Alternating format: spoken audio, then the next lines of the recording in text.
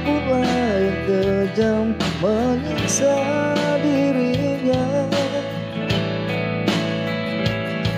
Ini hidup wanita si kupu-kupu, bekerja bertarung seluruh jiwa raga.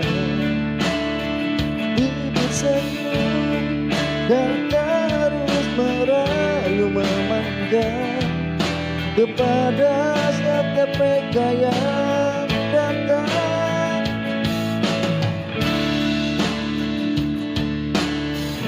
Katakan